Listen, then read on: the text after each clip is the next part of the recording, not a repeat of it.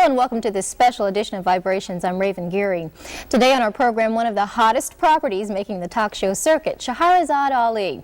An established writer indeed, Ms. Ali is best known as the author of The Black Man's Guide to Understanding the Black Woman. A very controversial and, if I may say so, a very critical view of life of today's black woman. She joins us today in our studio, and of course we'd like to welcome you today to Vibrations. Well, thank you, Raven, for inviting me. Basically, it's your premise that the black woman is out of sync with the natural order of things. Can you explain that? Well, it's a very sensitive subject, and certainly I believe that I have tried to approach it from a very sensitive angle. What I have actually said is that the black woman's disrespect and rebellion against the leadership and the authority of the black man is a direct cause of the breakdown in the black family structure. It's not an attack on us as black women. It's just saying that in the breakdown of any relationship, both parties have to take responsibility. And as black women, we have been protected and insulated from any kind of examination about what our share of the responsibility is in the breakdown of the black family. My book represents the first platform, certainly, that the black man has ever had to air his grievances about the black woman, because no one would ever listen to him. They have only listened to us. Can you tell us a little bit about the book itself? What brought you to this point of having to sit down and use your pen to write this book? Well, actually, it was my first book. In 1985, I authored How Not to Eat Pork or Life Without the Pig.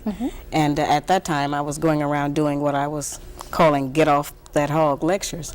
And during my travels, I noted that I would take the microscope and show people how you can't kill the trichina worm in pork by cooking it. Heat was not destroying the worm, and I would show them, the difference, and demonstrate how FDA was now using radiation to try to kill the worms in pork because cooking was not working, which is what we had always been told.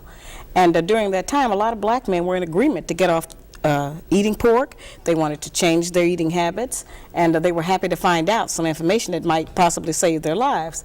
But it was black women who were the most adamant, who refused to change meal planning techniques, seasoning food, cooking techniques. And so I said, it's interesting. I said, if we are refusing to provide the black man with the proper physical food when we know that food is what sustains life, then what else are we withholding from him? Possibly there are some other areas, emotionally, spiritually, psychologically, that we are affecting his behavior by what we do or what we withhold and refuse to give. And that led me to try to find out. We've always heard that the black man leaves the black family, abandons his woman and children, won't take care of the children, won't work, stays out all night, turns into a drunk, takes drugs. We've heard a lot of negative things. Most of them are true. But I wanted to find out what happens before he gets to that point. What leads up to the breakdown? We've never gone back to try to find out what happens in the relationship between the black man and a black woman that makes him go off and do all of these bad things. To assume that this is just normal, natural behavior for black men would be to assume that he is naturally bad. And I do not believe that the man that God gave to us as a mate is a naturally bad person. And so I wanted to try to examine what goes on with him. What's his side of the story? Did a black man ask you to write this book? Oh, no, certainly not. I think they were just as surprised as black women.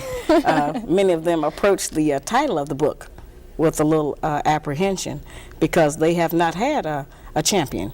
We have never had a black woman who actually stood up and said, I'm standing up for the black man's side of the story. We know what our side is, and both sides are true.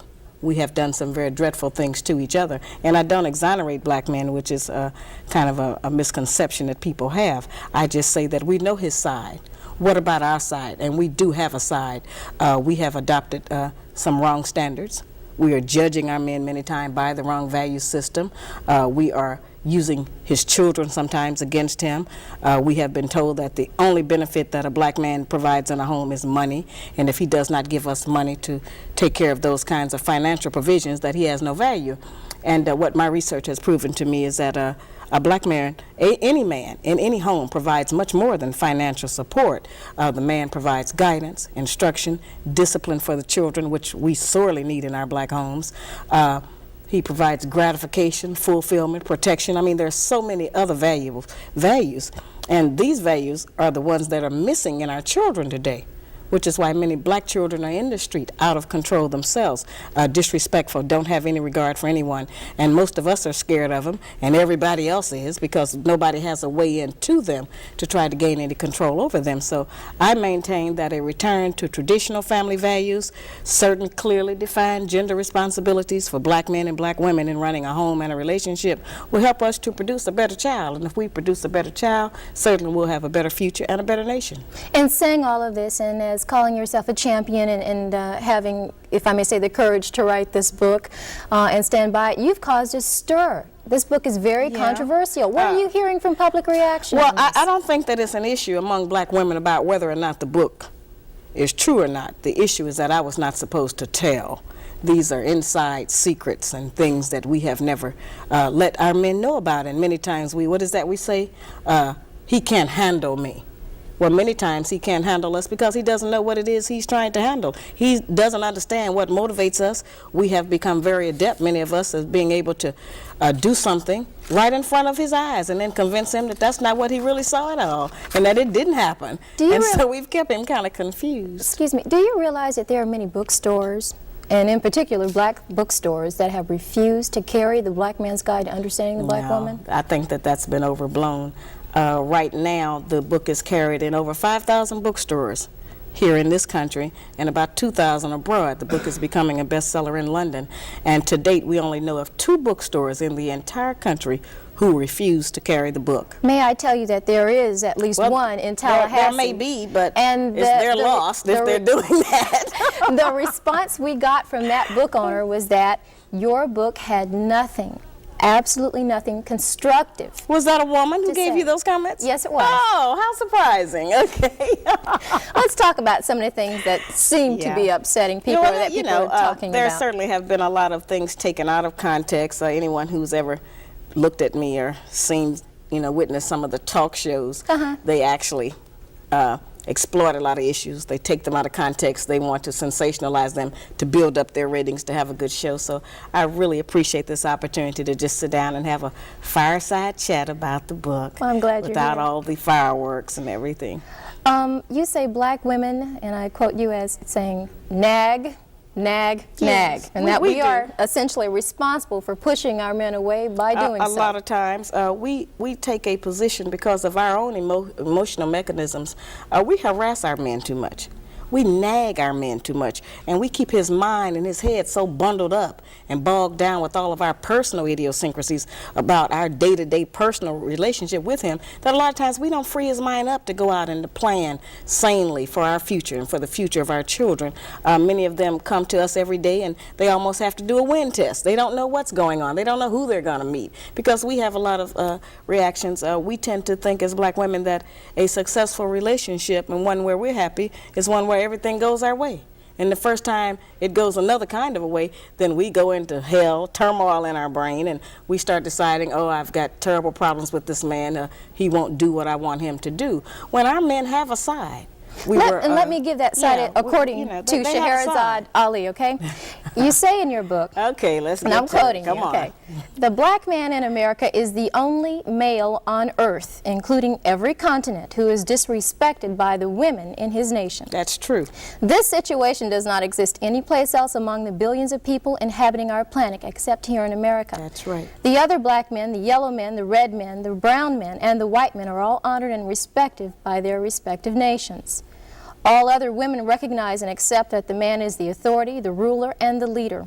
Only here in the United States, in the black nation, scattered throughout the United States, is the black man neglected. That's pretty powerful. And it's absolutely true.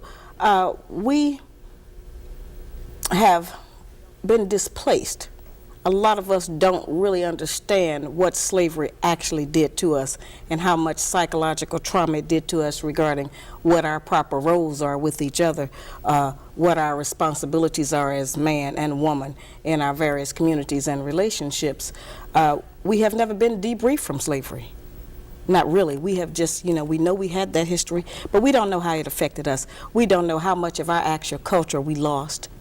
how much of our ideas were taken from us. We know that our religion was taken from us. We know that our names were taken from us. But we don't know how many other standards of day-to-day life have been removed. And while we have adopted the American way of doing things, they have not worked for us because we have a very special situation. We are not the same as everyone else. And a lot of the people who want us to pretend that slavery didn't exist or to forget about it, they've never been a slave. So they don't know what we're going through. They don't know what this has done to us. It has made us as black women insecure. Why not? Well, okay, well, if that's true, why not take up for us? Why not write something that says we need that? We've had everybody to take up for us, and we've always had books about black women, how great and how strong we are, and we are that. I'm just saying that we have used our strength in the wrong direction. We have used it against our men instead of standing up for them. And if we start to support our men and to speak a good word for him publicly, then so many people won't be able to come against him and tear him down. And he won't have to feel so frustrated, and he won't be outside away from us looking for peace of mind with women of other nationalities, because we actually want our own black man. We need him back in our homes, and we want to have one. We're just living in a culture where they're trying to convince us that not only do we not need a man, but there's some other options to having one. And those options mainly are celibacy or lesbianism. There's an old saying that says, charity begins at home and spreads abroad. And Absolutely. In your book, you say that we are not bringing up our daughters and our sons in a correct manner to respect their fathers. No, we're not. Unfortunately, as I say, since money has been used as the measure, many times if a black man does not have money to give us, we won't even let him see his children. We won't let him spend any time with it because he does not give us whatever the child support is. And I'm not saying that we don't need money to raise a child, but I try to explain to black women that raising a child consists of much more than feeding, clothing, and sheltering it. That's maintaining one. To raise one, you need a return of the parental coalition of the father and the mother to put the proper values into the child. Many of our boys, when we raise them alone, they grow up with the female emotional mechanism. They are suspicious, they are doubtful, they're disrespectful of womanhood, they are bitchy, they can't make a decision. And many of our girls who grow up in a home where there's no man present, they go out into the world and try to mate. They don't have any idea how to live with a man day to day, how to prepare a proper meal, how to be a mother, how to just be in love in the home. Most of what our people and our children especially have learned about how you have a relationship, they learned off of television. And television doesn't represent our needs. And so a lot of the confusion has come, from outside agencies that we have not recognized just how detrimental it has been to us as a people. Can I play devil's advocate for just a moment? Well, I wish you wouldn't, but I know you must. Go on. What if I am a good wife, his home is clean, his kids are fed, I'm making sure they're well educated, I help them with their homework, I'm a good lover in bed, I help him with the finances, and I say, look at that, he still took a walk. Well, that's something else that's been confused about my book. I advise black men and black women. I certainly tell men that if you are with a woman who you have been with for 5, 10, 15, 20 years, 6 months, 2 weeks, whatever it is, and that woman refuses to cooperate with your ideas, does not want to get with your program of right, whatever it is, then I tell those men, get rid of that woman and get another one. And I tell black women the same thing. If you are with a man that you cannot be in agreement with, then get rid of him and get with a man that you can be in agreement with. If the man you're with is not treating you the way that you want him to, and you feel that you have put in enough time to demonstrate your commitment and your sincerity of efforts to try to make the relationship work, I don't tell people to just stay in that relationship. I'm trying to teach us that we waste a lot of time being angry with each other and being dissatisfied in relationships. Get out of it and get with one where you can be happy. You say that the black woman would like to be a clone of the white woman. Many of us, yes. That's unfortunate. How do you see that? Well, that's something that was almost accidental, I'd have to say. See, the white woman has been the only mentor that we have had of a female. We've seen her every day of our life on television, every magazine, every newspaper, every commercial. It's just been her face, her body, her image, whatever it has been in front of us.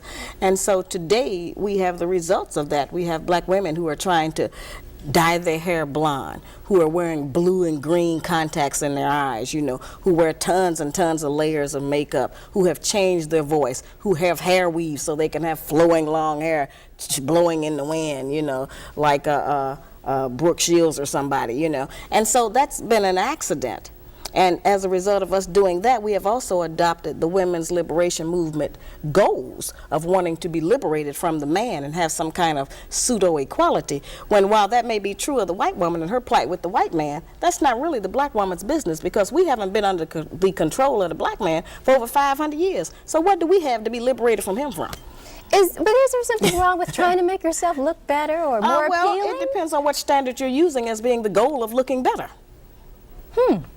You know, if we think to look better is to put on a ton of makeup and have blue eyes, then there's something wrong with that, you know. But if we think that to look better is to certainly get a better spirit in our heart and to work every day to become a better wife, a better mother, better friend, better sister, then those values and attributes alone will make us more beautiful than we are now. How do you feel about the fact that many people accuse you of wanting to see the black woman at a point of submission?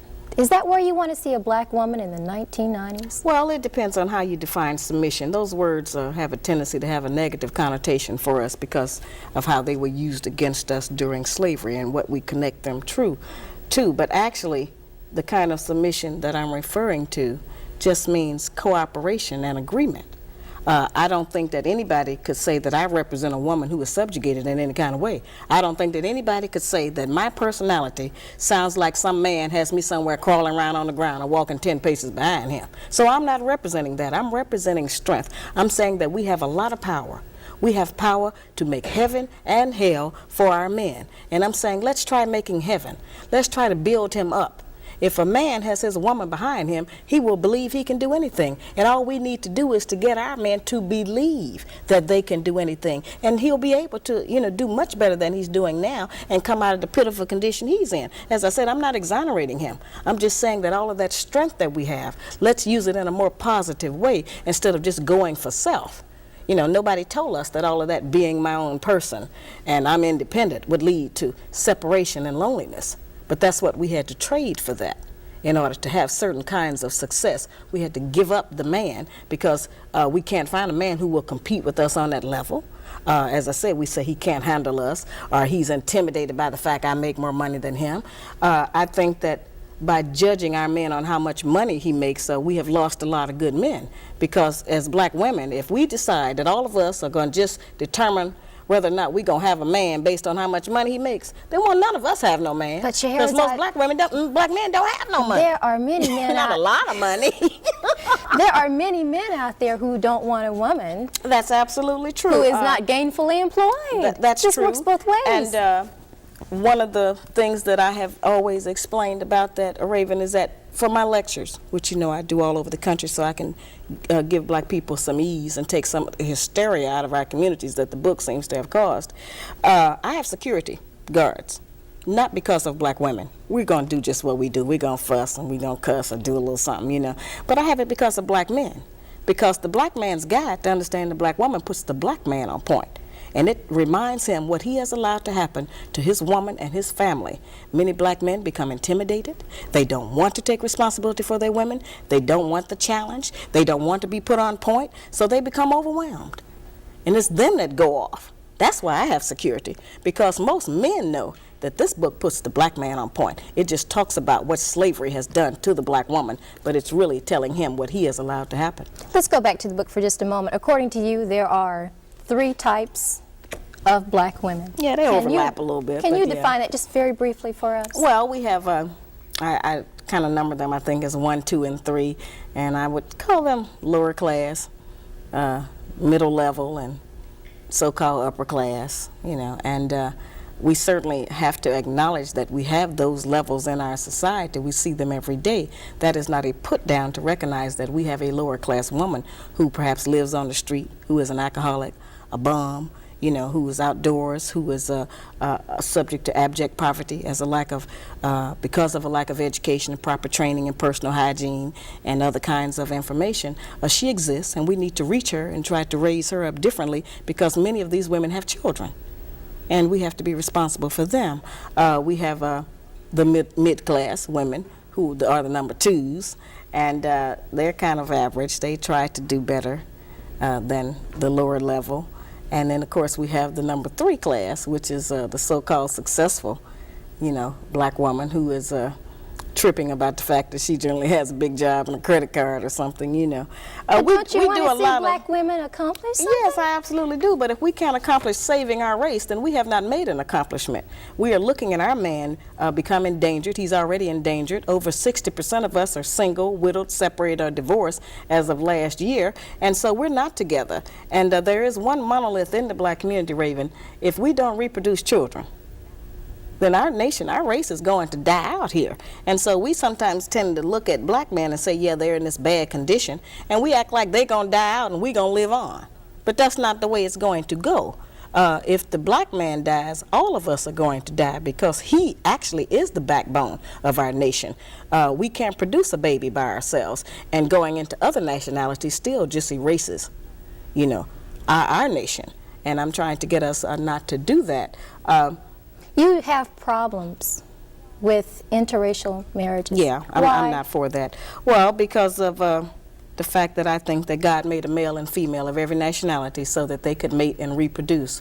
And I think in our particular case, a lot of us try to run to what I call race denial by trying to marry into other nationalities to try to get away from our own heritage. Many black women do that, and certainly many black men do that. So I'm trying to get them to get back together and stop trying to marry and go into other races and infiltrate them with some of the nonsense that we bring as a result of our sad slavery history. What if a woman says to you, well, I was alone, and he came to me at a very vulnerable point in my life, whether he's Hispanic or from the Middle East, or he's Caucasian, white, and Caucasian, doesn't matter. And she just says, he came to me at a very vulnerable point in my life, Shahrazad, and he's good to me, and he takes care of me. It's not necessary for people to confess to me. I tell people all the time, I'm not taking a poll. This book is about self-examination and personal development. And if after reading this book, she thinks that she is still in the right place, then I don't have any control over that. I'm not out here as a judge. As I said, I haven't set myself up to say I'm the perfect black woman. Everyone should be about me. I have the same problems that all the rest of y'all got. I'm just trying to work with it, and this book is so brutally honest. We've never had anybody just straight talk to us about our personal problems, what happens inside the black home after the door is closed. And we have had a tendency to think that it's some kind of secret, that nobody recognizes, that we don't get along. And we tend to think that somebody is going to pick this book up from some other nationality and think that all black women are like the women that I describe in this book. That's totally impossible, because the things that I describe are visible and they're audible. You can see them or you can hear them. So nobody's going to mistakenly think you do these things if they don't see them or hear them coming out of your mouth or out of your actions. You know, so there's no danger of people thinking that all of us do this. Shahrazad, there are a lot of women out there who think you don't like us, you don't like black women. Oh, yes, I do. I love black women. I'm a black woman myself, and I got 5 daughters and 4 sisters, so that would, you know, be ridiculous of anybody to assume that. As I said, we have just never had anybody challenge us on our behavior. We've never had anybody to say, well, let's look at what we do. We know what he does, and he's wrong in a lot of what he does. But his wrongness, his guilt, does not ensure our innocence. We have a share in the problems that we have in the black community. And just because we are dressed up and have a job does not mean that we don't practice some aberrant behaviors that end up infecting our homes and breaking up our relationships with our men and helping to hold him down. That's all I'm saying. So everyone can look at themselves. Every man can look at his own woman. You know, this book has brought a lot of people together. This book has reunited a lot of couples who now understand what happened in their relationship. It's required reading in 15 historically black colleges and 10 white colleges. Everyone must study what slavery did to the black woman. We have never looked at it as an independent study. May I ask you, on what do you base your information? Just research. Being a black woman myself, living here in the country, and I interviewed over 3,000 people. I interviewed 379 black men who were married to or dating white women, over 100 black women who were married to or dating white men, and a little over 2,000 black men and over 1,000 black women. And what I found is that we don't have a control group. There was no point in me listing all of their names, because we don't have one set of Negroes that we could point at and say, okay, well, this particular group is not affected by slavery. All of us are affected by it. We just have not been able to identify the manifestation of that behavior and be able to trace it back to what the root was and how we got that way. A lot of the behavior we practice because it's trendy, it's popular in this country, and so we think that that's just the thing to do. Do you fault the black man for anything? Yes, absolutely. Briefly, I fought what? him for lying. For lying? Yes. About? all kinds of things. He won't tell us the truth about his life because he knows that we can't handle the truth. And so he will lie to us about his activities and his life because it preserves the peace for him, he thinks. But we know that lies don't build a relationship. They create doubt, suspicion, and fear. And then we exhibit those behavior traits. And fear in the female is always translated as hostility. And so, see, it's a locked-in circle that I'm trying to get us to look at, how these things are connected and what they produce. A lot of the anger and frustration we have at each other is really not even at each other. It's about our conditions.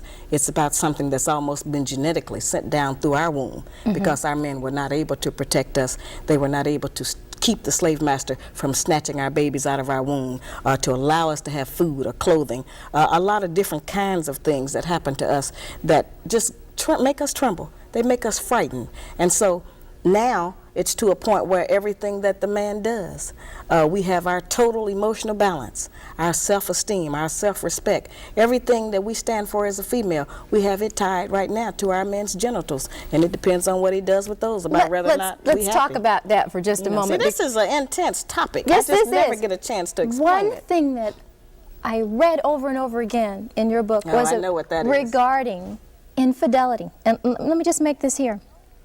You say in your book, there is no history of the black man settling down with one woman and never desiring to have another. Before slavery, during slavery, or after slavery, the black man has never been recorded to have just one woman. Right. Well, I think there's some actual facts we can look at on that. Monogamy has failed for the white man in America. But this is like saying it's okay. It's not me saying it's okay. This is how they're living. I'm giving you the history of what their life is. Black men haven't been waiting on me to tell them it's all right to have more than one woman. Neither have white men. You know, this is just what they do. I'm not talking about fornication and adultery. I'm not talking about one-night stands and running around rampant with other women. That's not the kinds of, when I say more than one woman relationship. I mean that before we came to America, our men had more than one wife and family. And we were satisfied with it because we had not met the monogamy idea. We had not met the American white woman who, you know, insists on certain kinds of values in her man. We had not learned envy and jealousy. All right, after coming here, those kinds of ideas were bred into us because of society and the mores that the Americans made up here. And so then we started to have problems with that. But I think that since it is apparent that most of them, not all of them, it's certainly up to the man, do love more than one woman. I got tons of mail. A lot of black men write and tell me that they have had two women for 5, 10, 15, and 20 years, and they can't even get the women to speak to each other. Sometimes they have two families, would I want two sets of children. But Shahrazad, would I want to talk to a woman who's sharing perhaps the bed and the money and the social life with who I would deem as my man? If you want to deal in reality, and if you are not insecure, and if you don't think that that robs you of something, you would want to know them. If he loves her, you certainly should want to know her. There are a lot of black women out there who say, "Oh, I know sister, they're mad about that idea. I understand, you know." That would never hold water. Wait a minute, and that's not easy. And that's a frightening thought to most of us. And I don't like that. I'm not for that. I'm in agreement with everybody else. Our men ought to just have one woman. But that is not the reality. I'm trying to get us to deal with some reality for a change. Stop dealing with fantasy. Stop dealing with television. Stop dealing with imagination of how we wish things were. Let's deal with them how they are, what it is, present tense. And but if we because deal that's with that, happening then, doesn't mean I have to like that or no, want that to means accept that you can live in hell. That means you can live in doubt. That means that you can always be checking on your man. That means that you can be insecure and be, tearful. And that means you can be disappointed when you find out the real truth. And you don't want to have that in your life. None of us do. But in order not to have that, then we have to deal with some reality and recognize that men are not limited in the way that women are. Men are able to love more than one woman. I'm not talking about, as I said, just a random sexual relationship of fornication and adultery and all of that. I mean that there are many black men who have children by more than one woman. What is to become of those children? They need their father. Now, you say that once these relationships don't work and they start breaking up or things start going bad at home, you say, she will cry and seek sympathy. During this period, the black woman will remind the black man of everything she has ever done for him. Yeah, we do that. She will try to make him feel guilty and ashamed of his decidedly outrageous behavior. Absolutely. She'll let the house go, and I quote you, to hell. That's right. She may stop cleaning, ironing, washing, and cooking. And we neglect his withhold place. sex. That's a real tool we use. We do that. But if to you would express cheat our on me or dissatisfaction. walk out Well, on me... see, that's what I'm saying. We have to get into definition. Who told us that was cheating? Where did that idea come from that that's cheating? And I'm not saying that a lot of men are not just running around. I'm not talking about that. But if a woman finds out that her man has been with a woman while she's been with him for 3 or 4 or 5 years, that's a serious commitment and relationship.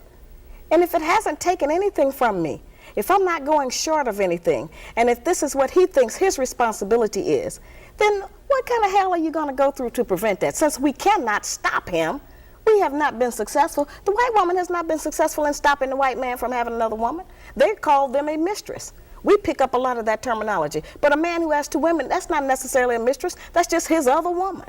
Now we got 2 choices. We can be the woman or the other woman. We don't have but those 2. Now I know we don't like that. I don't like that. You know, but that's the reality of our life at some point. Now it's up to the man. But every man doesn't want 2 women, but those that do, they're going to do it. What about our morals and our religion? Whose religion? Whose morals? Not our religion, because we're not practicing the religion of black people anymore. That was taken from us. We don't have our morals anymore. That was taken from us. So whose idea are you representing when you stand up for those values? Not ours. Somebody else's. Some other nationality. And it may work for them. But it doesn't work for us. It hasn't worked for anybody, really, but nobody wants to deal with the truth. Monogamy was only created because of the economics of it. The Black Man's Guide to Understanding the Black Woman has been out for, what, over a year now? March the 20th will be the 1st year anniversary. And for that anniversary, I'm releasing my new video. And the video is called The Black Man's Guide on Tour. And it is exciting. I would assume it's pretty hot. Yeah, it's hot, I tell you. After writing this book, now just take a moment before you answer. Okay. Do you regret anything about what you wrote? If you had the chance to do it all over again, would you perhaps soften some of the things that you said? No, that doesn't require any in-depth thought. I've been asked that a lot, of course. No, I wouldn't, because see, we always want some kind of instruction and help to come to us that doesn't affect the status quo. We want somebody to tell us some information or give us some instruction that doesn't require us to change. Okay? This book requires change. And one thing this book has done that I have really been pleased with, it has certainly reopened communications. And a lot of us as black women, because of what here seems like it's just so radical, are willing to make a lot of concessions now and cooperate a lot of other kind of ways to keep from having to do any of these things that I list in here. So I have letters from black men who just write and say, listen, thank you, my wife is cooking better meals now. I have letters from children that say, thank you, my mother quit her 2nd job, she's home with us now at night. I have had black men walk up to me on the street in New York and reach out to shake my hand and say thank you and just burst into tears and say, thanks, hey, I thought I'd never live to see the day. Not to jump on your case or anything here, but just to say in defense, how many of those women are afraid of an open-handed slap in the face? You've been accused. You know, that's a terrible thing. You have been accused of advocating violence. No, see, that's a misconception. I'm trying to stop violence in the black community. Now, we know, Raven, that domestic violence is at an all-time high in the black community. Black men currently are kicking us, blacking our eyes, knocking our teeth out, stabbing us, shooting us. They're doing a lot of horrible things to us. All right, so what I'm trying to do is to put some direction on that. One of the problems we have is that we don't know that change happens in degrees and stages. So if we just tell our men don't hit women, they're not going to do that any more than they're going to say no to drugs. You know, that doesn't work in that way, just to give that kind of instruction. So let's first put some controls on it. Let's get our men to recognize that they don't have to go off and brutalize us with their fists and hit us with weapons and kick us in the stomach and hit us in the breast. But it's okay for him to hit me with his hand? Wait a minute. I'm saying that if I can stop black men from kicking and shooting and stabbing and stomping black women and get them to just lightly tap us in the mouth, I will have saved a lot of lives and preserved a lot of families. What kind of logic is that? Well, they're not going to stop doing it completely. Now let's deal with the reality of the statistics. You know, 40% of our women are brutalized. So I'm trying to get the men to stop doing that to us. The Red Cross suggests the same motion, and nobody's ever jumped on them. If a person gets hysterical, you slap them in the face to bring them back around to reality. And I'm not even saying a hard slap. And let's go over that, because that's something that's confused all over the country. I'm so tired. That's the national anthem of black women. Now, at first I thought they were really upset, but I think it's been kind of a smoke screen. They're trying to use that to get black men not to read the rest of the book. Okay, this is what it says. If the black woman is brutalized repeatedly, the relationship will fail, and the black man will possibly be arrested and charged with cowardly abusing a woman. This is not the goal. Make no mistake about it. No black eyes, no punching in the stomach, the breast, no stomping, and no uppercuts. Analyzing the options available to the black man when the black woman's mouth, verbal abuse has been proven to be just as violent and harmful as physical abuse.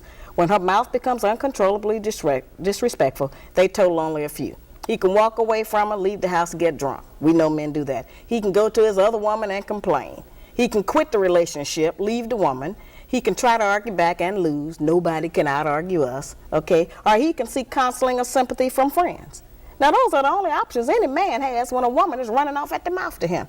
Or he can offer her a sound, open-handed slap in the mouth. That doesn't go from point A to Z. There's a lot of other options in there that our men use. I'm just describing what happens. Ordinarily, when he gets to that point 6, it's not a slap, it's a brutal hit with a fist. I'm trying to stop him from doing that to us. And I'm trying to get us to control it differently. No kind of violence should be advocated. Well, that's not advocating violence. The violence is already going on. I'm trying to stop it. I'm trying to put some controls on it. Shahrazad, and that's something that people don't understand. You are a mother. Yes, I have 12 children. How would you feel if your daughter called you at 2 a.m. in the morning and said, "Mom, he hit me"?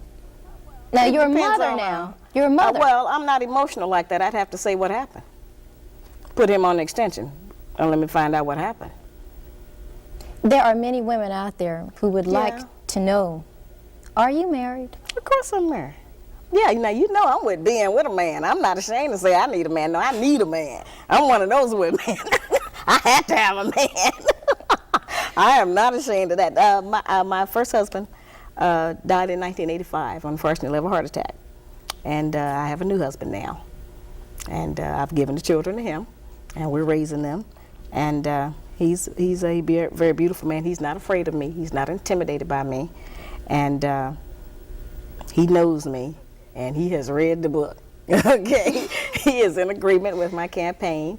And all of my sons are in agreement with this. I have 7 sons, and they are very beautiful and very talented, and it's very interesting to see how, as a result of me teaching them differently, the girls that come there, they don't run the same game on them. You know, like they can't come into our house with the mini skirts on. Mm-hmm. They can't come in with the skin tight clothes on. You are Muslim, may I add that? Oh, of course, okay. But I'm not teaching our people religion. Okay. They already failed that course. I wouldn't dare try to teach black people religion. But does that influence the way you Islam influences everything that goes on in the black community, because that's what we were before we were brought here as slaves. So yes, it certainly has influenced my life. Can I jump back? It's not a book on religion, and I don't bring it into it like that. I want to jump back for just a moment. You said there are 3 kinds of black women. Where do you fall? Probably somewhere, the categories overlap, probably between the 2, 3. And how do you criticize yourself? Well, as I said, I work every day to be a better wife, better mother, and I have not said I'm perfect. You know, I'm a victim of all of the things, just like all of the rest of us are. And I don't say that all black women do everything in my book. None of us have lived long enough to do everything in the book, but all of us do some of them. And every time that we do them, then it serves to break up our relationship and run our men away from us, when that's not really what we want at all. We really want him to run toward us. But sometimes we function in such a way that makes him be outside looking for peace of mind with somebody else, because we withhold the peace because we're mad at him about something, you know. I go around trying to tell black women, if one of the things we can do for our men is just smile when we see him coming. You know? If you get with these ideas, the first thing it'll do is relax the muscles in your face. You won't be so uptight all the time. It'll make you beautiful. What are you teaching your daughters regarding to this philosophy? That to be able to judge things on an unemotional basis, to try to go by the actual facts of what is presented to you instead of how you feel about it.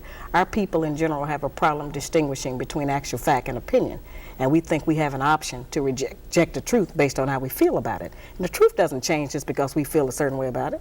It remains the truth. So I teach them that. Is this book semi-autobiographical? Oh, absolutely not. Excuse me. Absolutely not. No, no. But doesn't the average person that write a book, there's a little bit of him somewhere in what I'm the writer here. You the TV host, and writers do not do that. You can write about anything you want to. And the only thing I regret is that I didn't write the Black Man's Guide to Understand the Black Woman Part 2, because there's some more. This is just all I put into one book. But I'm coming out with the Black Woman's Guide to Understand the Black Man in 1993, probably. Well, I will tell you right now, there will be a lot of ladies. Oh yeah, we return money every day. They're trying to buy it already, but I don't have it ready. The most profound question, perhaps, that I can ask you right now: do you believe in what you're writing, or are you a very astute businesswoman making a buck? Well, I believe absolutely in what I'm writing. I wouldn't come out here and go through what I have to go through around the country every day, and I could be in a different city every day of the year. The demand is just that great. I read an article in Emerge magazine the other day. People have been writing in about my book as a result of an article they wrote a few months ago. And the editor put a note in the magazine, in the front of their magazine, that that's Emerge magazine now. That's supposed to be black people coming out and so forth. They put a paragraph in there that said, we have been still getting letters on Shahrazad Ali's book, The Black Man's Guide to Understand the Black Woman, but we're not going to publish any more of them because we have decided that the book has made enough money. I thought that was the most ignorant remark. So I told my secretary, get him on the telephone. So I got that nigger on the phone. I said, has IBM made enough money? Has Nike, Reebok, AT&T? Why don't you go tell them people that they made enough money? You know, that's so silly that our people take an attitude of wanting to stifle someone else's success. The part that you mentioned in regard to me being a successful publisher and a female entrepreneur, absolutely. I have a great deal of insight about the publishing industry. I did this by myself. And you would think that somebody would want to do a story on that side, since obviously I know how to put together a successful project and carry it off into the second year now. But they don't want to deal with that, and they keep saying I've made enough money. And nobody even knows how much money I have made. They don't know what my responsibilities are. They do know I have 12 children. You know, but I thought that was such an ignorant remark for a black person to make, when all of the people who are making money off of black people in our community, where it's not benefiting us at all, it's not helping us to grow or to change or to be better, and they never get addressed, they never get attacked, but they keep saying to me, you know, that I have made enough money, and they don't even know how much. The irony in this is that you said you wish you could see more black women taking more interest in the home. Well, you are a businesswoman. You're traveling all the time. Who's cooking your husband dinner tonight? My husband travels with me a lot of the times. You all just don't know who he is because we can't let that out. No, he's with me a great deal of the time. I have a strong family, extended family structure. I have sisters, and my children are between the ages of 5 and 26. Now, if that 23, 24, and 25-year-old don't know how to take care of the children when I'm not there, then I have failed. But I haven't, because they do know how to carry on until I get back, you know. Have you met any one black woman that you do admire, who you think has done an excellent job? I admire a lot of black women all of the time. Marva Collins. I just made a huge donation to the Marva Collins Preparatory School in Cincinnati in memory of my mother. I've donated to a lot of organizations around the country, you know, to help black children. Mostly that's what I do. I don't donate any money that's going to be used for administrative costs. I don't do that. But if it's going to go directly to the children, I do that. A lot of black women. You know, we've done, as I said, I represent that great strength that we have. I admire you for what you're doing. It takes a lot of courage to bring me in on a television show and let me just talk.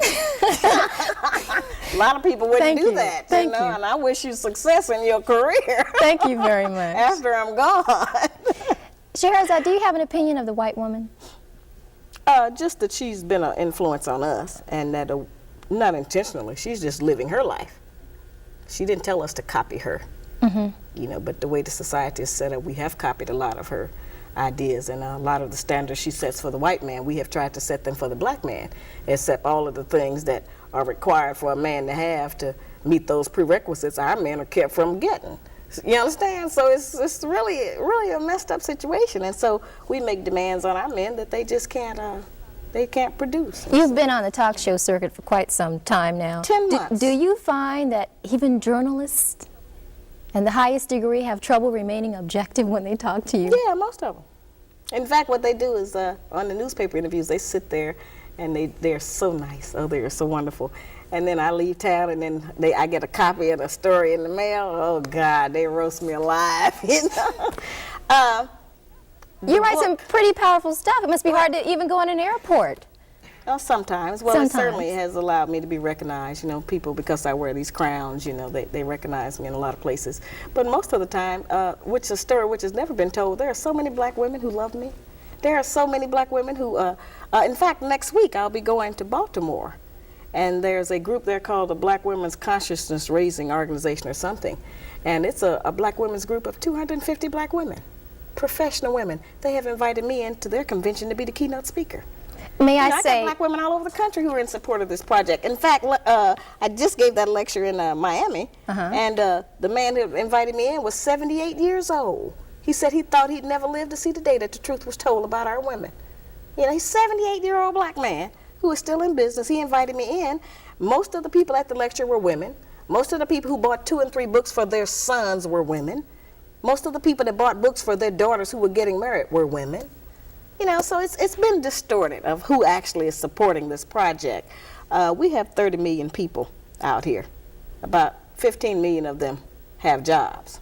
About 7 million of them can read or have disposable income to buy a book. And I haven't reached the market that I intend to reach in order to actually get this message to penetrate into our communities. The book being required reading is certainly going to help us to face some realities. Our young people want a different life. They don't want the failure that many of us have suffered. They have seen that this has not worked for many of us, and they want something different. They want to find out why they can't get along, why their mating techniques are failing for them, and why they're so frustrated, why there's so much game and nonsense in it. And this book will help them to do that. Shahrazad Ali, it has been a pleasure, Well, may I I say, have to have you enjoyed today in our this. program. Can I just add something for just a moment? I had the opportunity to have lunch with you today. Yes. You are a very personable individual. You Absolutely. are sweet. They just tried to You're make me a monster on television. But can I say that if I didn't know about this book, on a first impression of you, I never would have thought you'd have written that. Well, you may not have. Many of us have some talents that our larger communities can benefit from. You know, if I had met you somewhere, I might not have realized that you were a very popular and dedicated talk show host. I wouldn't have known that until you told me what you do. I believe that the message I'm trying to bring to my people is a message from God.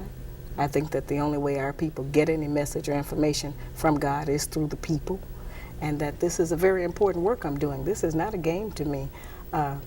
It has a great emotional drain on me.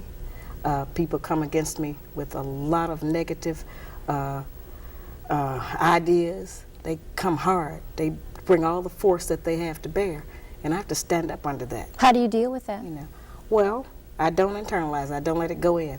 I expected us to have an emotional reaction, and I know that when you have a revolution or social change, the first reaction is emotional, but those people settle down. And so if I have to be the brunt of that in order for them to get to a better life, in order for us to have a better child, then I just have to take that. And of course, my own man has to absorb a lot of what I bring to him. Sometimes, every once in a while, somebody will get through, and they'll say something that'll, just be so penetrating, I say, wow, listen at that. But I just don't internalize it because I know that it's not me they really want to attack. They really want to just not have to take responsibility for their behavior. They don't want anyone to say that's wrong because most of the negative practices we have, we've been doing them so long, we think that they are right. And so we don't want anybody to come out and say, you're doing that wrong. And we certainly don't want our man to say, that's right, you are wrong. Has this been worth what you've had to go through, Absolutely. being accosted in airports and Absolutely. practically blessed out on television shows? Anytime I'm accosted in the airport, it's because somebody wants an autograph or they want a book. I mean, I've had an entire basketball team in LA, they want a book or they want an autograph, but it has not been negative. And certainly, as I said, we can always dwell on that one issue in the book that people tried to bring up that's negative about violence. As I have explained, that's not what I was trying to do. And that certainly keeps people from understanding the rest of the book, which is calling on us as black women to bring some of that backboning strength that we have, some of that monumental dedication to the black family back to making a family. A family is more than a woman and children. A family is a father and a mother and children. You cannot deny, however, that there are many black women who have decided for whatever reason to go it alone and are successful in raising children who are not No, on they're not drugs. successful. Yes, That's not- wait. that's not Let me just make my successful. point now. A Who are child- sending their children to I college, understand. That's not who run a good success. home. I keep trying to explain that. Feeding and clothing and raising a child and making sure it's not on drugs and it goes to college, that doesn't guarantee that child any emotional success in their relationships in life. That just means they may be able to get a job. See, we have to look at even what the success standard is that we're talking about. That's not necessarily success. That doesn't guarantee us success. If we can raise up an emotionally stable child, one who knows how to carry on our black nation, who knows how to be a good mother and still perhaps contribute to the outside community, if we can raise up fathers who take responsibility for their children and who know that their presence in the home is a needed one if we are to survive, there are a lot of other things more important than us just getting a college education and a job. That does not guarantee the success of a nation. That guarantees a personal financial success, which is not the only thing that we need to revive our black nation. Let's talk about the future just briefly. What's up next for you? The video, The Black Man's Guide on Tour, which is coming out March the 20th. And hopefully by Christmas we'll have it completed. I'm working on a prototype of the Shahrazad doll. And the Shahrazad doll is going to be a little doll with a little lady with a little crown on. And she'll be holding a little black man's guide. And when you punch her on top of the crown, she'll give you a positive message.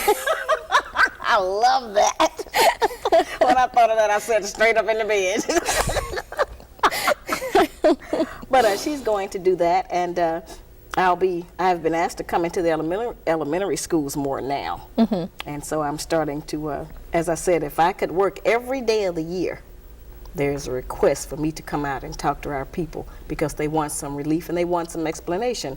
And most of our people are intelligent enough to know that just because of the popularity of this book, you know, our educational class has failed us because all of them together have never been able to bring one agenda to the forefront of our nation where all of the people are dealing with it, like this book has. The Black Man's Guide has succeeded in doing that. Our people are dealing with this all across the country, and it's becoming a crossover book. The white man says it's starting to help him with the white woman. So they're going to be in trouble too. It's not just us anymore. You will be going to Africa very soon. Hopefully, Nelson Mandela called me and he invited me to come there to Johannesburg. He says that they have a similar problem with the black women in South Africa and that many of them try to marry into the white race because they think it provides them with better benefits than staying with their men who are suppressed, you know, under the apartheid system. And I have been invited to London, of course, where the book is becoming a bestseller. I've even been invited to Ireland. They don't even have no black people there, but they say they want me to come over there and talk to the white woman.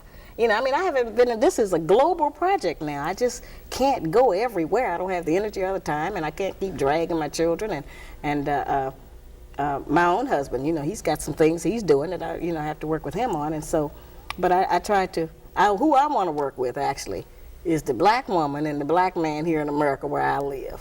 That's where I'm really doing my major work. And if I go anyplace else, it'll probably just be live remote television, you know, to someplace else, but I don't know if I'm going to really have the time to travel to those other places.